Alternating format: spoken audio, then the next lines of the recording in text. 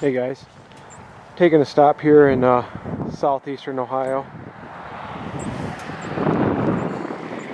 Things aren't going too well on the motorcycle equipment end of the thing. Standing in my driveway this morning, I went to go pull up the zipper on my jacket, and the zipper pull broke off.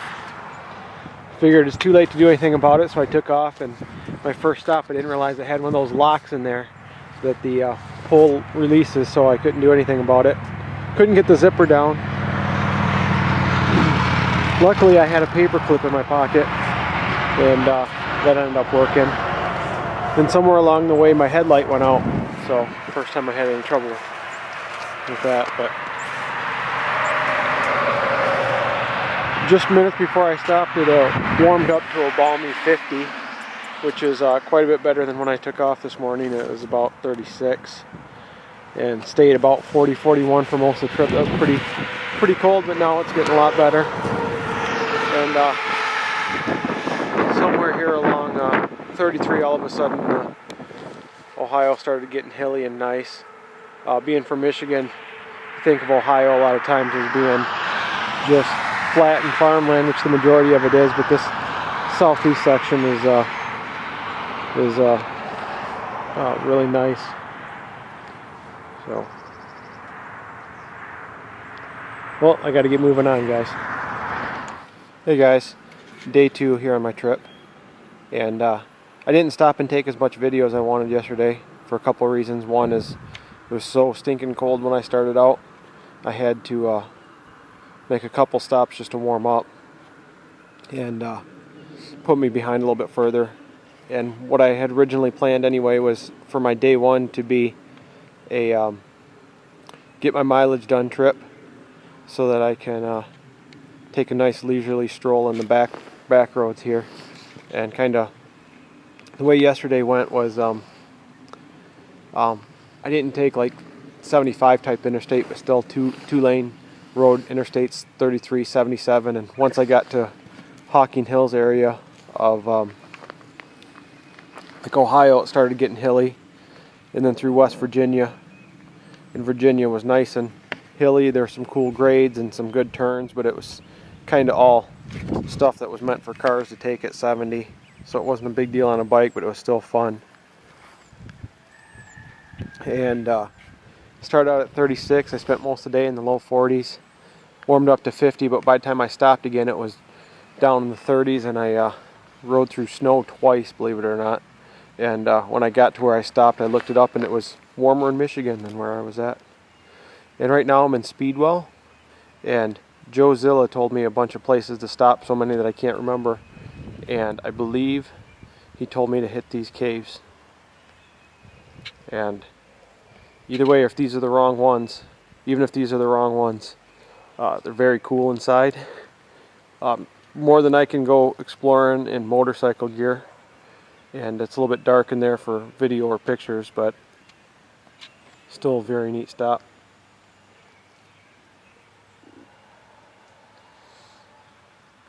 So the rest of my route for the day is these little 2-lane roads through the mountains till I get there. I've got probably just under 100 miles, and it's not even 9 o'clock yet, so I'm not in a big hurry. It's cold again. This morning is about 35, 36, but it's supposed to get warmer today.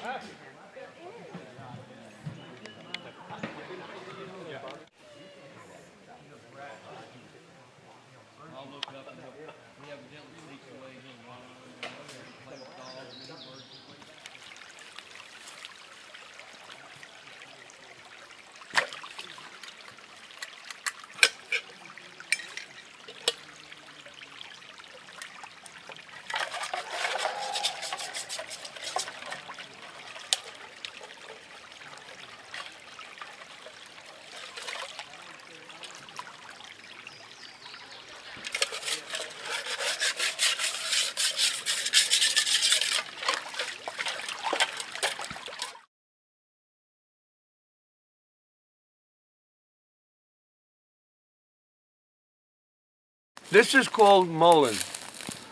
M-U-L-L-E-I-N. You will see this plant sometimes 6, 8, 9 feet tall. It'll make a stem that fat around. This plant, in my research, has been used by every North American tribe of Indians, from Canada all the way down into like Central America, for the same thing, for any kind of asthma or upper chest congestion or anything like that. And of all things, the best way it's most effective is by smoking it.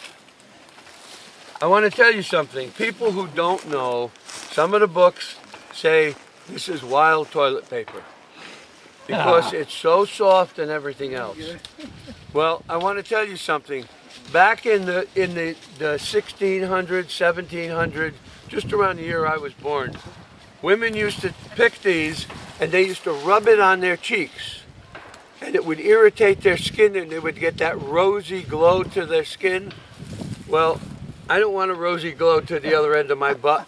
There's something that might irritate it. I don't recommend it for toilet paper. We're going to, this afternoon, oh, let me finish this. When this makes a stem, and the stem will be loaded with little yellow flowers in the summer. Those yellow flowers, you can make a tea out of it. You can make a tea out of this, or you can smoke it. Any kind of upper chest infection. See, the native people hundreds of years ago didn't differentiate between all the different types of chest congestion and breathing problems. The yellow flowers, I've never seen anything work so well. You pick those yellow flowers, put them in a real nice light olive oil, and set it somewhere out of the sunlight, and leave it soak for about 10 days. It makes the best earache drops for babies I have ever seen. It'll kill an earache like nothing. You just put a couple drops in here and it works like a charm. The plant has a lot of benefits. They say it's edible. I've tried to cook the leaves and I can't get them down. And I can eat a lot of stuff.